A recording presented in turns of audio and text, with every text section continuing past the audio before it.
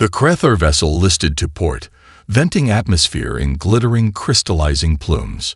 Around Admiral Vasquez, the bridge crew erupted in stunned cheers, but she silenced them with a sharp gesture. This was only the beginning.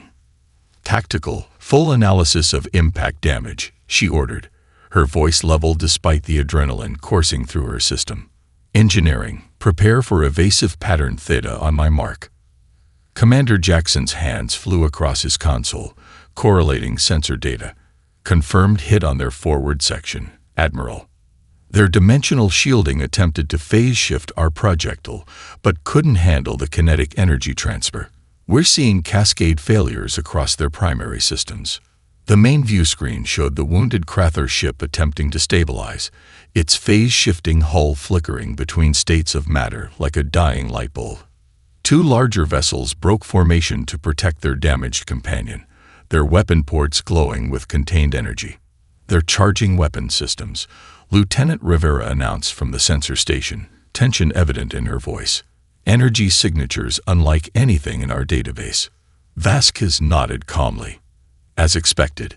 Helm, initiate randomized microjumps.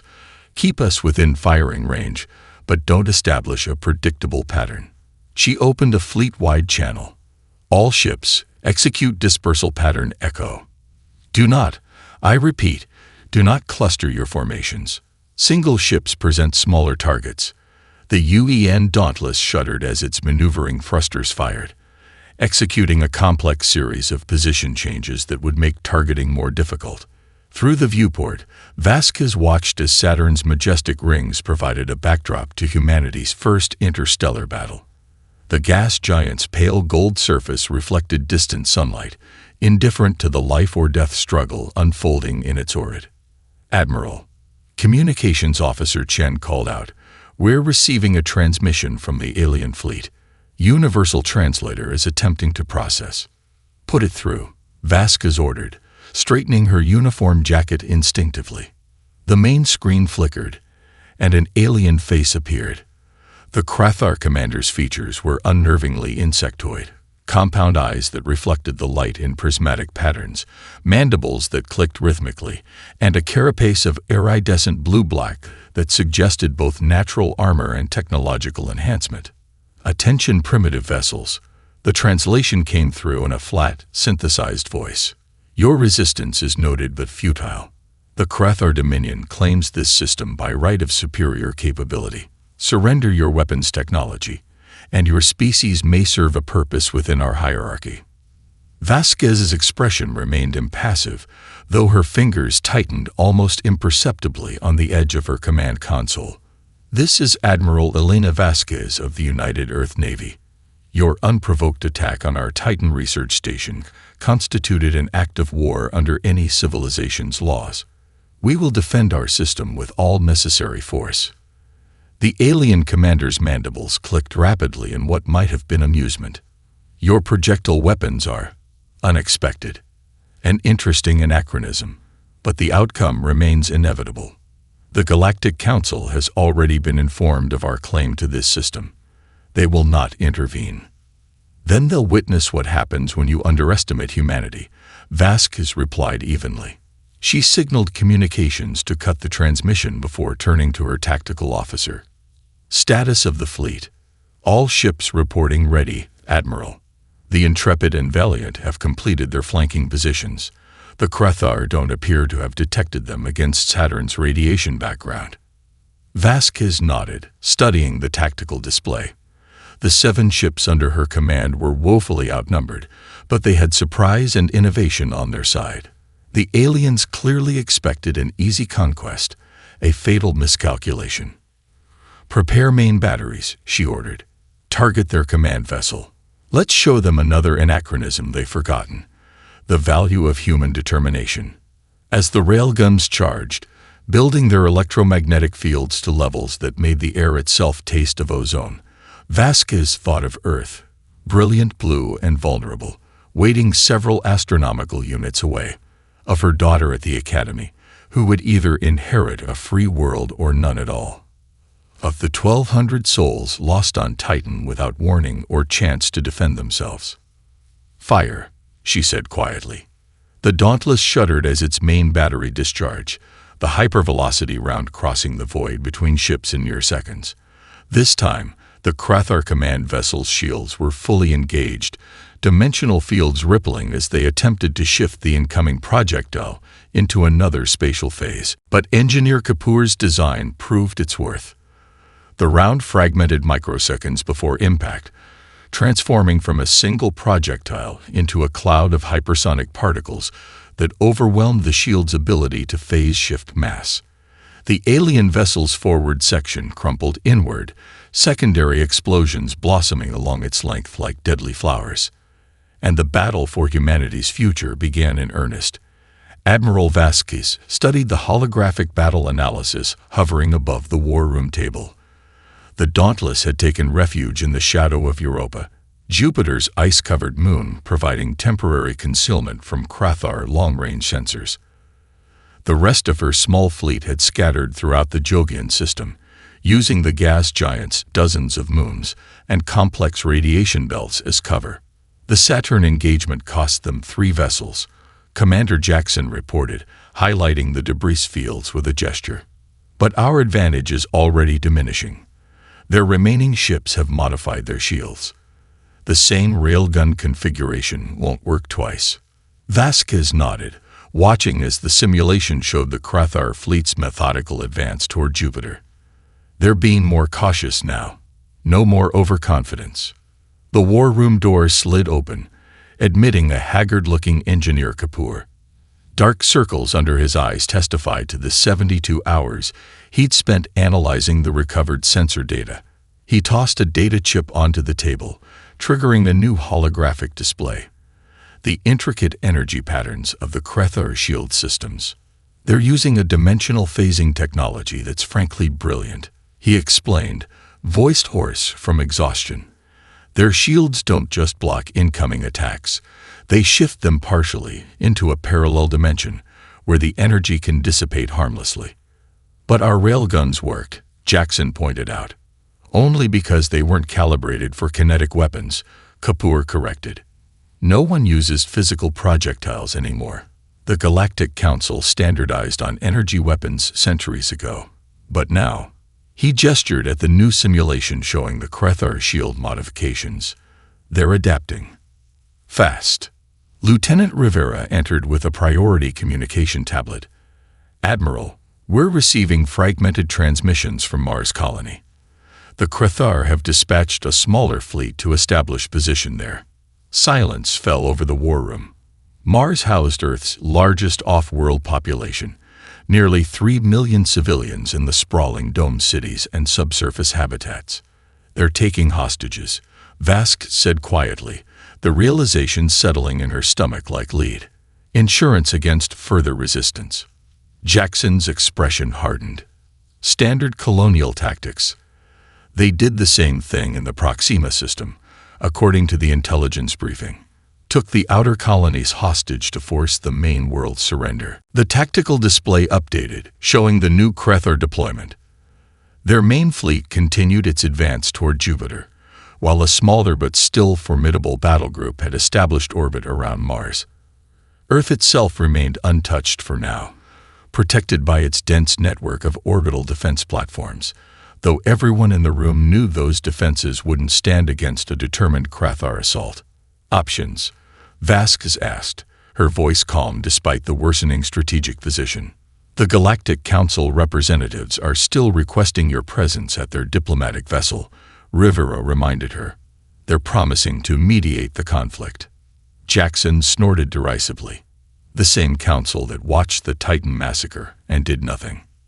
They've already decided who wins this conflict.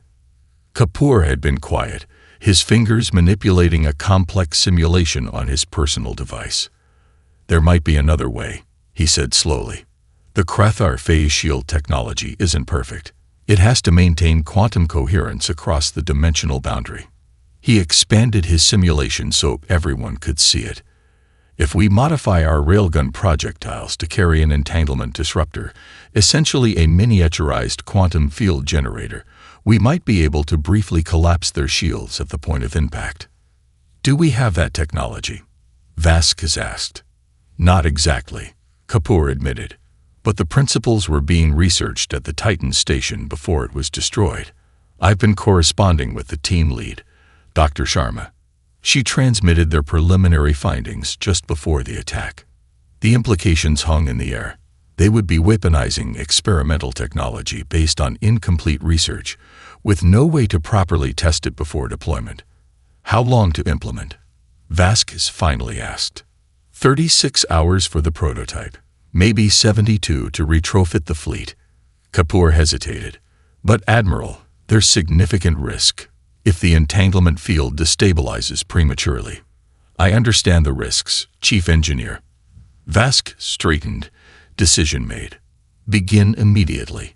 Use whatever resources you need. As Kapoor hurried out, Vasquez turned back to the tactical display. The Krathar ships appeared as red markers, methodically securing strategic positions throughout humanity's home system. Jupiter's massive form still provided temporary shelter, but time was running out. Communications, she ordered, prepare a secure channel to Fleet Admiral Winters on Earth, and then get me a direct line to the Mars colonial governor. They need to prepare for possible occupation. Jackson lingered after the others had filed out, his dark eyes reflecting concern. Belina, he said quietly, using her first name now that they were alone. If this doesn't work, it will work, she replied firmly. Because it has to, Robert. There's no acceptable alternative. Outside the viewport, Jupiter's great red spot rotated into view, a storm that had raged for centuries. Vasquez found herself hoping humanity would have the chance to witness it for centuries more. The fabrication bay of the Dauntless hummed with frenetic energy as Engineer Kapoor supervised the production of their modified railgun ammunition. Holographic diagrams floated above each workstation, showing cross-sections of the experimental projectiles. What had once been solid tungsten alloy rounds now contained delicate quantum entanglement disruptors, technology that existed primarily in theoretical papers just days ago. Careful with the alignment, Kapoor instructed a technician calibrating one of the prototypes. The field has to remain stable until impact, a fraction of a millimeter off, and the whole thing fails. Lieutenant Chen observed from the sidelines, her expression reflecting a mix of hope and skepticism. Even if this works, we'll need hundreds to arm the fleet. Can we manufacture them fast enough? Kapoor wiped perspiration from his forehead with his sleeve. We've repurposed every fabricator on the ship. The other vessels are doing the same. It's not elegant, but it's possible. An alert chimed at his workstation. Kapoor hurried over, reviewing the incoming data with growing concern. Problem? Chen asked, following him. Message from Dr. Sharma. She's been analyzing our simulations from Earth. Kapoor's expression darkened. The quantum disruption effect might be more volatile than we anticipated. There's a chance it could create a cascade reaction in the Krathar shields. Isn't that what we want? Not like this. Kapoor manipulated the simulation, showing a rapidly expanding field of quantum instability. If the reaction spreads beyond the impact point, it could theoretically tear a temporary hole in space-time.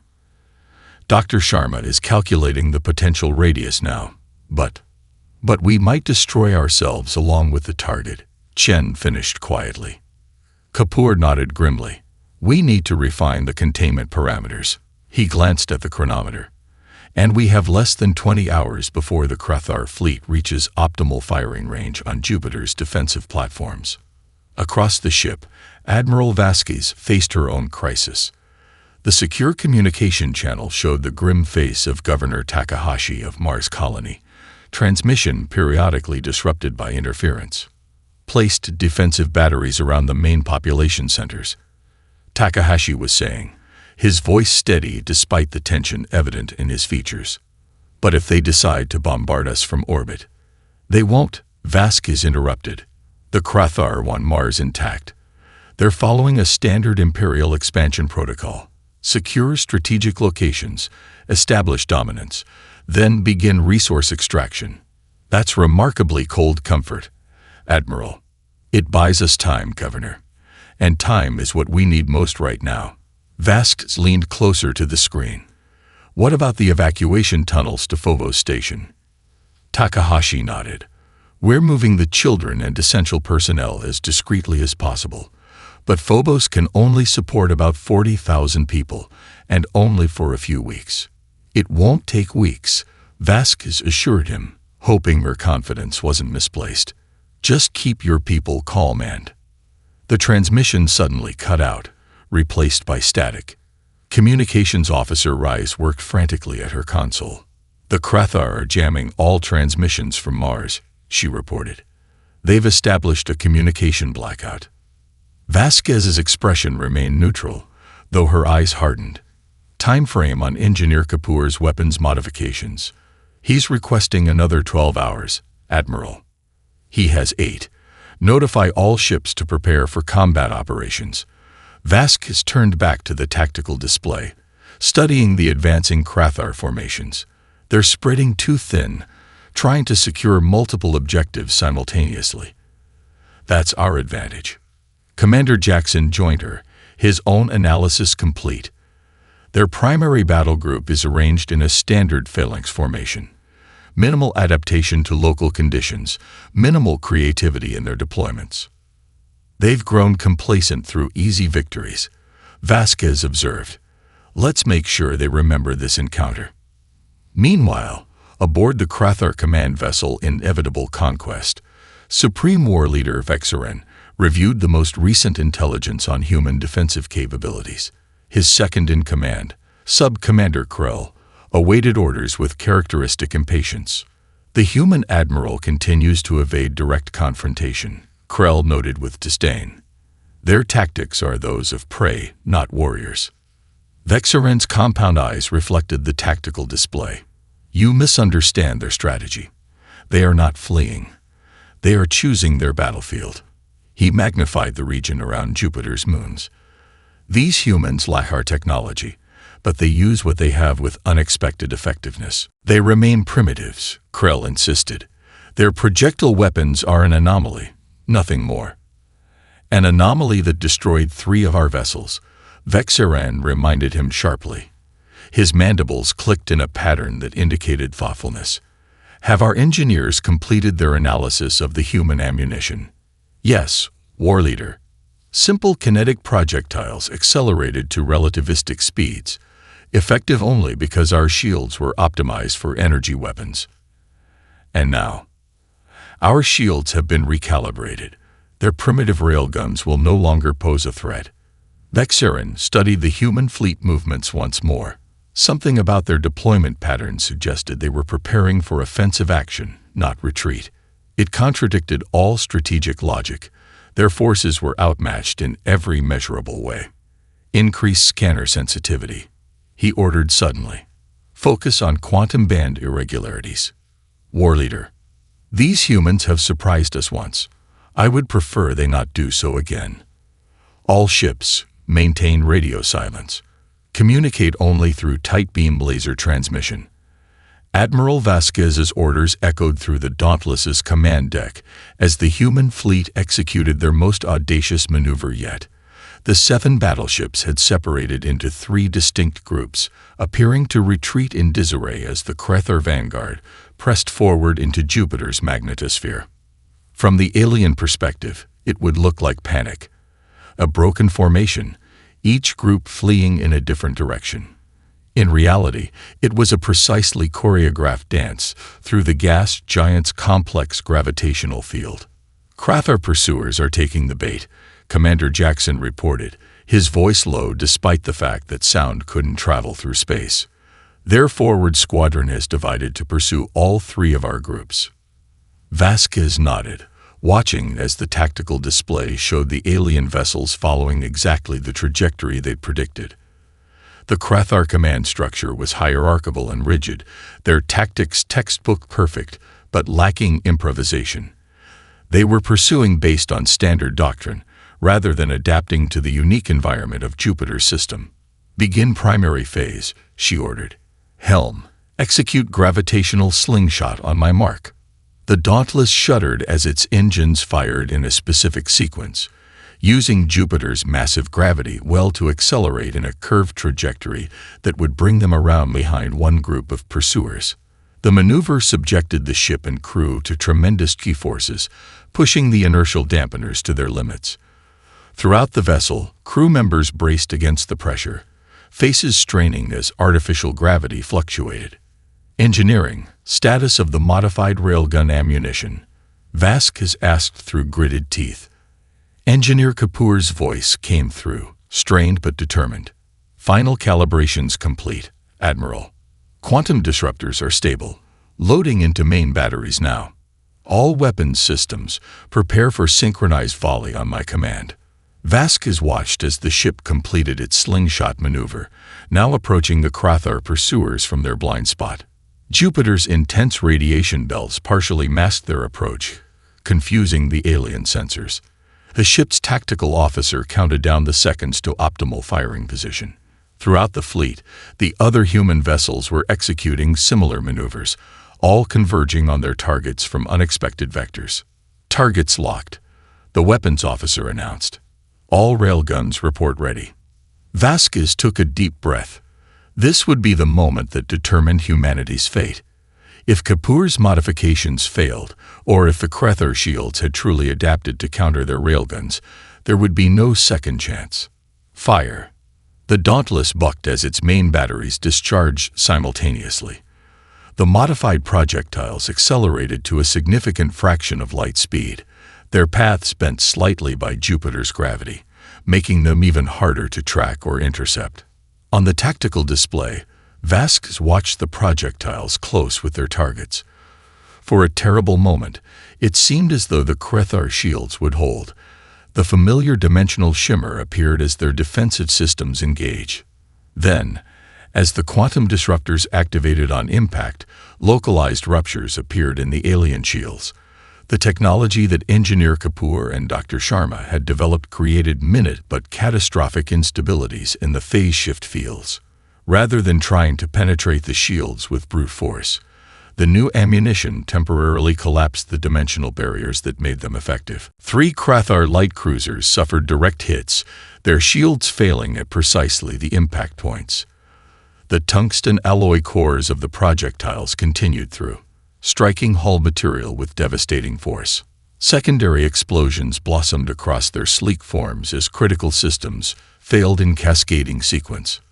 Direct hits confirmed, Jackson announced, unable to keep the triumph from his voice.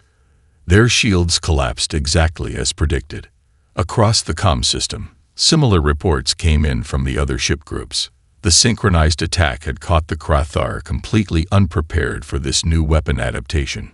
Aboard the inevitable conquest, war leader Vexaren watched with growing alarm as damage reports flooded in from his forward squadrons. The human weapons had somehow bypassed shields that should have been impenetrable to primitive projectiles. Impossible, Sub-Commander Krell hissed, mandibles clicking in agitation. Our engineers assured us the shields were recalibrated. They were, Vexaren replied, studying the sensor readings with intense focus. But these are not the same weapons they used before. He magnified the scan results, revealing quantum-level disturbances surrounding the impact points. They've modified their ammunition to generate localized quantum disruption fields. That technology is beyond their capabilities, Krell protested. They're a pre-council species barely capable of interplanetary travel. Vexaren's compound eyes reflected the tactical display showing his fractured formation. Evidently, we have underestimated them. Again, he turned to his communications officer. Order all ships to withdraw beyond Jupiter's orbit. Recalibrate shields to compensate for quantum-level disruption. As the Krathar vessels began their tactical retreat, Admiral Vasquez allowed herself a moment of satisfaction. The gamble had paid off, both the technical modifications and the strategic deception. All ships, execute pursuit pattern Delta, she ordered. Keep them off balance. Don't give them time to adapt. The human fleet accelerated after the retreating aliens, pressing their temporary advantage while it lasted. Everyone on the bridge knew this reprieve was fleeting. The Krathar would analyze, adapt, and return with countermeasures. But for now, humanity had won a crucial victory in a war most had considered unwinnable. And in that moment, as Jupiter's swirling clouds reflected sunlight onto the gleaming hulls of Earth's defenders, Admiral Vasquez allowed herself to believe that survival might be possible after all. The Telosian diplomatic vessel hung in space near the Martian orbit like a crystalline sculpture, its impossible angles and translucent surfaces defying human architectural understanding. Admiral Vasquez's shuttle approached cautiously, flanked by 2 fighter escorts, a minimal security detail that the Council representatives had reluctantly permitted. "They're scanning us," Lieutenant Rivera reported from the shuttle's sensor station. "Multiple frequencies, including several our systems can't identify." Vasquez nodded, unsurprised. The Galactic Council species possessed technology centuries beyond humanity's current capabilities. What did surprise her was the timing of their intervention. Conspicuously absent during the Titan massacre, yet suddenly interested once humans had demonstrated effective resistance. "Maintain course," she ordered. "Let them scan. We have nothing to hide." Nothing they could detect, at least. The schematics for the quantum disruptor ammunition existed only in hardcopy form, locked in her personal safe aboard the Dauntless. The shuttle docked with an almost imperceptible shudder, the Telosian tractor beams guiding them into a bay that seemed to shimmer between states of matter. As the airlock cycled, Vasquez squared her shoulders and prepared to face the beings who might determine humanity's fate with a word. The Telosian emissary who greeted them was a being of translucent tissues and bioluminescent neural pathways, visible beneath an opalescent membrane. It glided rather than walked, hovering several centimeters above the deck. Behind it stood representatives from 2 other Council species, a methane-breathing Vordak, encased in a containment suit, and a multi-limbed Jixari, whose exoskeleton clicked softly with each movement. Admiral Elena Vasquez. The Telosian's thoughts formed directly in her mind, bypassing traditional speech. "Your presence honors us. I am Nexus Coordinator Tolval, speaking for the Galactic Council in this matter." Vasquez maintained her composure despite the unsettling mental intrusion. "I represent Earth's United Defense Force. We appreciate the Council's interest in our situation, though it comes somewhat late for the researchers who died on Titan." The Telosian's neural pathways flashed with colors that might have indicated emotion, though which one was impossible to determine. The Council does not intervene in unauthorized explorations by non-member species. The Krathar exceeded their authority, but your research station was operating in contested space. Contested? Saturn has orbited our sun for billions of years. There was nothing contested about it. The Vordak representative stepped forward, its voice emerging from a translator device in harsh, staccato bursts. "Your species lacks understanding of galactic territorial protocols. The Krathar filed claim to your system 600 cycles ago under the Dormant Resources Act. Your civilization was deemed pre-spaceflight at assessment. Things have changed," Vasquez replied evenly. Indeed, the Telosian agreed, neural patterns pulsing. "Your successful defense against Krathar forces was unanticipated. The weapons you employed have drawn particular concern." And there it was, the real reason for this diplomatic overture. Not concern for human lives or sovereignty, but fear of their railgun technology and its quantum disruptor modifications. The Council has maintained peace for 12,000 years through careful regulation of military innovation. The Telosian continued. Weapons capable of destabilizing dimensional barriers represent a category strictly controlled under Provision 87 Alpha of the Galactic Charter. "We're not signatories to your charter," Vasquez pointed out. "Earth has never been invited to join the Council. That oversight can be remedied." The Jixari spoke for the first time, its voice melodious despite the clicking mandibles. "The Council offers Earth provisional membership status, with full protection from further Krathar aggression. In exchange for the complete surrender of your railgun schematics and quantum disruptor technology," the Telosian stated, "for proper containment and study. Your engineers would receive generous compensation and recognition for their innovations. Vasquez kept her expression neutral despite the surge of anger she felt. And if we decline? The Telosian's colors darkened. The Council cannot intervene should the Crothar return with greater forces. Your temporary victory, while impressive, has merely delayed the inevitable without our protection. The unspoken threat hung in the air between them. Surrender your advantage, or face destruction without our help. The diplomatic shuttle's return journey to the Dauntless was conducted in tense silence. Only when they had cleared the Telosian vessel's sensor range did Vasquez speak, her voice tight with controlled fury. Contact Earth. I need to speak with President Chen immediately, and inform Commander Jackson to begin preparations for Plan Sigma. Rivera looked at her with concern. Plan Sigma. Admiral, that's a worst-case scenario protocol. Yes, Vasquez agreed grimly. Because we now face threats from two directions, not one. The Council doesn't want peace. They want control. And they fear any technology they didn't develop themselves. Her gaze turned toward the distant blue crescent of Earth, barely visible from their position. They've given us a choice between surrender and isolation. I intend to offer them a third alternative they haven't considered. Admiral, Rivera asked cautiously. Vasquez's expression hardened with resolve. If the Council won't help us, perhaps others will see the value in alliance with humanity. Even former enemies can find common ground when faced with a greater threat. As the shuttle accelerated toward the waiting Dauntless, Vasquez began formulating a plan that would either save humanity or condemn it. But either way would forever change the balance of power in the galaxy. This is tantamount to treason, General Rivera said, his holographic image flickering slightly as he leaned forward. The Emergency War Council had been in session for nearly 3 hours, with Earth's military leadership divided over Admiral Vasquez's proposed strategy. Vasquez stood her ground, face illuminated by the blue glow of tactical projections, showing the latest Crothar fleet movements. It's survival, General. The Council has made their position clear. Surrender our technology and become vassals, or face the Crothar alone. And your alternative is to negotiate with the very aliens who massacred our people on Titan. Rivera's voice rose with indignation. Have you lost your mind, Admiral? President Chen raised a hand, silencing the argument. Though only present via secure transmission from the underground command bunker in Geneva, his authority was undiminished.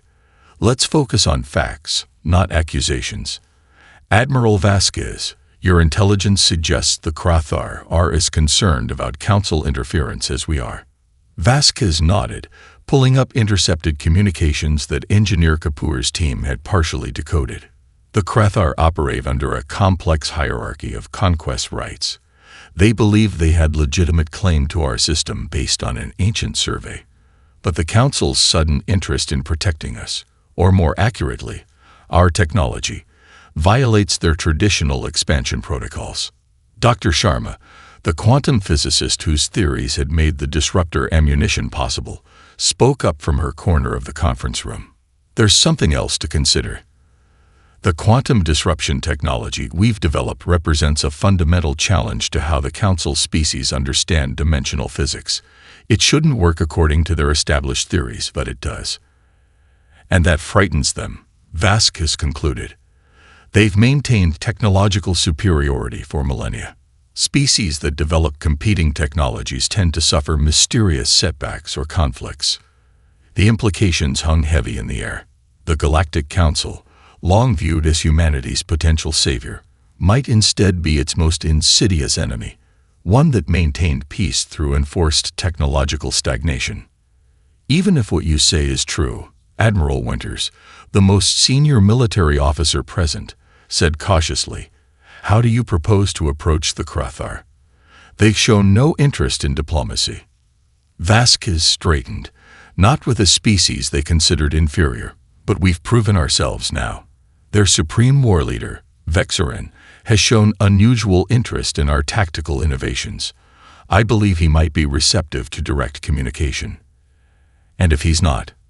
President Chen asked quietly. Then nothing has changed. We fight until we can't. Vasquez's gaze swept the assembled leaders. But if there's even a chance to turn the Krathar from enemies to allies against council manipulation, don't we owe it to humanity to try? The debate raged for another hour before President Chen finally called for a vote. It was close, dangerously close, but Vasquez's proposal carried by a margin of 12 hours later, the Dauntless and 3 other battleships broke orbit from Jupiter's moon Callisto, accelerating on a direct course toward the edge of the solar system. Their railguns had been modified with Engineer Kapoor's latest refinements, and their ammunition bays carried the next generation of quantum disruptor rounds, one specifically calibrated to bypass the adaptations the Krathar had made to their shields. On the bridge, Vasquez watched as the final preparations were completed. This would be her most audacious gambit yet, not a retreat, not a defensive action, but a deliberate advance toward an enemy with superior numbers and technology. All ships report ready. Admiral, Lieutenant Rivera announced from the communications station. Transmission prepared according to your specifications, added the communications officer. Though I must note, the message is unconventional. Vasquez nodded. Send it on all frequencies, including the Krathar tactical bands we identified, and prepare main batteries for demonstration firing. The message that streaked ahead of the human fleet contained no threats, no demands for surrender. Instead, it held technical schematics for a modified version of the quantum disruptor technology, one that could be integrated with Krathar phase shields to create a defense the Council could not easily counter.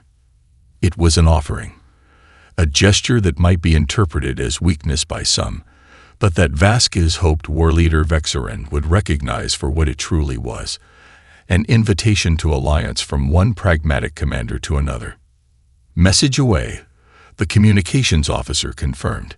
Krathar long-range sensors will detect our approach in approximately 27 minutes. Vasquez settled into her command chair, eyes fixed on the vast darkness ahead. Then we have 27 minutes to prepare for either the beginning of a new alliance or our final battle. The void between planets was never truly empty. Microscopic particles, solar radiation, and the occasional asteroid populated the vast darkness.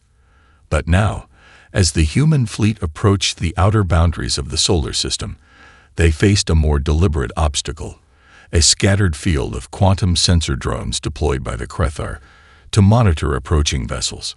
Sensor grid detected, Lieutenant Rivera reported from the tactical station. Pattern suggests they've established a perimeter around their fleet position. Vasquez nodded, studying the tactical display.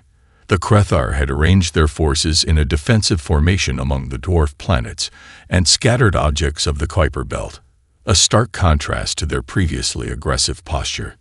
Their encounter at Jupiter had taught them caution. "Any response to our transmission?" she asked. Communications Officer Chen shook her head. "Nothing yet, Admiral. But our scanners indicate significant energy fluctuations within their fleet. They're analyzing the data we sent." The bridge fell silent, the tension palpable as the human ships continued their approach. They were committed now, too far from Jupiter's protection to retreat if the Krathar chose aggression over dialogue. "New contact," Rivera suddenly announced, her voice sharp with alarm. Multiple vessels approaching from bearing 047 Mark 12. Energy signatures match Galactic Council configurations. Vasquez's eyes narrowed as the tactical display updated to show the newcomers' identification. Telosian peacekeeping forces, Rivera confirmed after a moment. 7 ships, heavily armed. They're broadcasting on all frequencies, demanding both human and Krathar fleets stand down immediately. Commander Jackson moved to Vasquez's side, his voice low. "The Council must have monitoring stations throughout the system. They detected our movement and the transmission to the Krathar. And they're not pleased," Vasquez agreed grimly. She turned to communications. "Prepare to broadcast on a direct channel to the Krathar command vessel. Text only, no visual. Her fingers moved quickly over the console, composing a message too critical to entrust to anyone else. War Leader Vexerin. The Council fears our potential cooperation more than our conflict.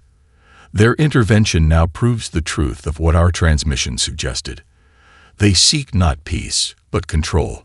We propose a temporary cessation of hostilities to address this common threat. She hit the transmit button, watching as the message streaked across space toward the Krathar fleet. Whatever happened next would determine the fate of not just this encounter, but potentially humanity's place in the Galactic Order. Aboard the inevitable Conquest, Supreme War Leader Vexerin studied the human transmission with intense focus. The technical schematics they had shared earlier had initially been dismissed by his weapons engineers as a trick, until further analysis revealed their legitimate value. The quantum disruption technology, combined with Krathar phase shifting, could indeed create a defense that the Council's weapons would struggle to penetrate. Now, with Council peacekeepers advancing toward both fleets, the human Admiral's latest message carried undeniable logic. The humans seek alliance. Sub-Commander Krell's mandibles clicked in disbelief. After we destroy their outpost. They seek survival, Vexerin corrected. As do we. He turned to his communications officer. Prepare a response to the human vessel, and bring our fleet to combat readiness. The message that appeared on the Dauntless's main screen was terse, characteristic of Krathar communication. Admiral Vasquez. Your assessment of Council intentions aligns with our intelligence. Temporary cooperation may be mutually beneficial. Approach coordinates 87 to 42,651 for direct communication. It worked, Jackson breathed, scarcely believing what he was seeing. Vasquez allowed herself no celebration. Helm, adjust course to the provided coordinates. Tactical, maintain defensive posture but power down weapon targeting systems as a gesture of good faith. Admiral, Rivera interjected urgently. The Council vessels are increasing speed. They'll intercept us before we reach the rendezvous point. On the view screen, the elegant crystalline shapes of the Telosian ships grew larger, their weapon ports glowing with contained energy. The lead vessel broadcast once more. This conflict falls under Council jurisdiction. Both human and Krathar forces must stand down immediately. Further advancement will be considered hostile action and met with appropriate force. Vasquez's grip tightened on the edge of her command console. They were caught between the Krathar fleet ahead and the advancing Council ships behind, with precious little time to establish the fragile trust needed for cooperation. Continue on course, she ordered steadily, and open a channel to the Lid Council vessel. The Telosian Nexus Coordinator appeared on screen, neural pathways pulsing with colors that suggested agitation. Admiral Vasquez, your actions constitute a violation of Council Directive 87 Alpha. You were instructed to cease hostilities. We are ceasing hostilities, Vasquez replied evenly. The Krathar and human forces have agreed to dialogue rather than conflict. Isn't that the outcome the Council claims to desire? The Telosian's colors shifted rapidly. Unauthorized technology exchange between non-Council races represents a greater threat to galactic stability than isolated conflict. Your vessels will power down all systems and prepare for boarding.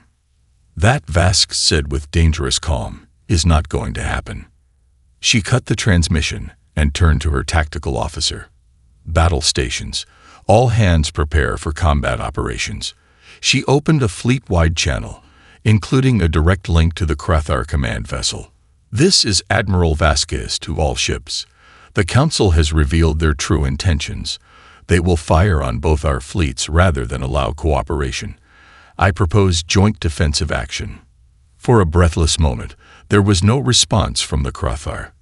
Then War Leader Vexeren's voice came through, flanked by static, but unmistakable in its resolution. Agreed, Admiral. Let us show the Council what primitive species are capable of when provoked. As the human and Krathar ships adjusted formation to face the Council vessels together, Vasquez reflected on the strange path that had led to this moment. Enemies becoming allies, supposed peacekeepers becoming aggressors. The galaxy had transformed in ways no one could have predicted when the first Krathor ships appeared near Saturn's rings. Whatever happened next would rewrite the rules of galactic politics forever. The orbital habitat above Ceres rotated slowly against the backdrop of stars, its neutral gray exterior belying the historic proceedings taking place within. Representatives from Earth sat across the circular negotiation chamber from the Krathor delegation, while Council observers maintained a careful distance at the periphery, their various alien physiologies emphasized by the different environmental suits and apparatus they required. Admiral Vasquez, now wearing her formal dress uniform adorned with the newly minted Jupiter star, a commendation created specifically to honor those who had fought in humanity's first interstellar conflict, stood at President Chen's right hand. Across the table, War Leader Vexaren's imposing figure dominated the Krathor side, his iridescent carapace reflecting the chamber's lighting in patterns that seemed to shift with his mood. The terms proposed by the Council remain unacceptable, President Chen stated firmly, addressing both the Krathor delegation and the Telosian emissary. Earth will not surrender independent development rights to our own technologies. Vexaren's mandibles clicked in what humans had come to recognize as agreement. The Krathor hegemony concurs.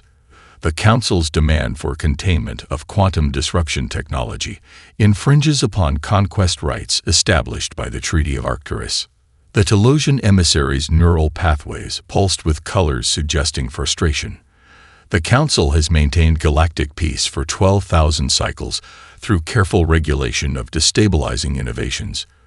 Both your species possess technology with dimensional implications beyond your understanding. Perhaps, Vasquez interjected, it is the Council's understanding that has limitations. She activated a holographic display showing the joint defense action that had taken place in the Kuiper Belt 3 weeks earlier. Human and Krathor ships fighting side by side against Council peacekeepers who had fired first, their advanced weapons partially neutralized by the combined quantum disruption and phase shift defenses. The Council forces had withdrawn after suffering unexpected losses, claiming the incident was a regrettable misunderstanding. Though everyone present knew it had been a deliberate attempt to prevent human-Krathor cooperation. Our species may be younger than Council members, Vasquez continued, but innovation often comes from fresh perspectives. The quantum disruption technology doesn't violate dimensional barriers as you claim. It temporarily aligns them. The difference is subtle but crucial. Engineer Kapoor, seated among the Earth delegation, nodded in agreement. The past weeks had seen remarkable technical exchange between human and Krathor engineers, his quantum disruption theories complementing their phase shift technology in ways neither had anticipated. The Telosian emissary's colors darkened. The Council cannot endorse unregulated technological development. It invites chaos. No, President Chen corrected. It invites progress, something your Council seems to have sacrificed in the name of stability. With deliberate ceremony, Chen slid a data crystal across the table, not to the Council representatives, but to War Leader Vexaren.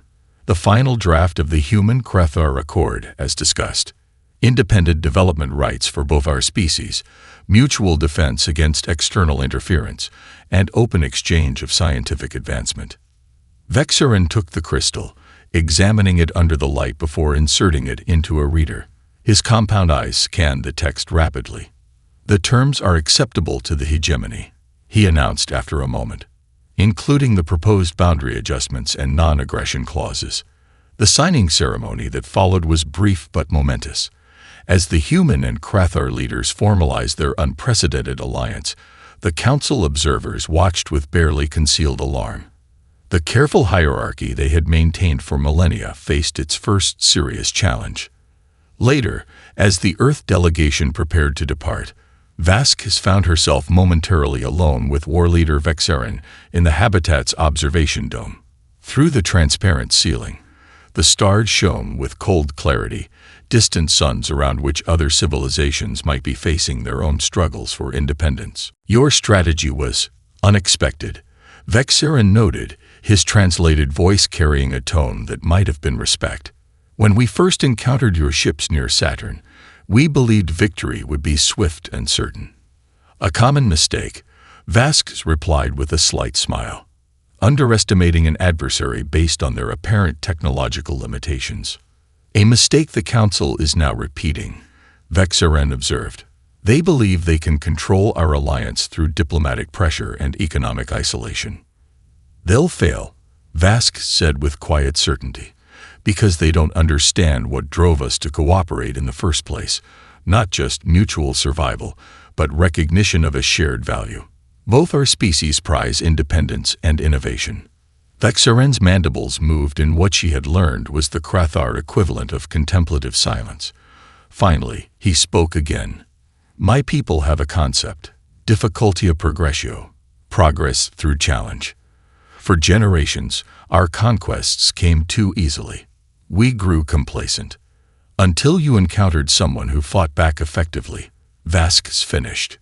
Yes, though it pains me to admit, your resistance may have saved the Krathar from cultural stagnation, as surely as it saved Earth from conquest. The alien commander turned his compound eyes toward her. The Council fears what we might accomplish together. Perhaps they are right to be concerned. As the Dauntless broke orbit from Ceres the following day, Admiral Vasquez stood on the bridge watching the asteroid recede into the distance. The newly formalized Human-Krathar Accord represented a gamble that both species governments had endorsed, one that might reshape the galaxy's political landscape for centuries to come. Commander Jackson joined her at the viewport. Historic times, Admiral. Indeed, she agreed. Though I suspect the Council isn't finished with us yet. This was just the first round in a longer game. At least we're no longer playing alone, Jackson observed.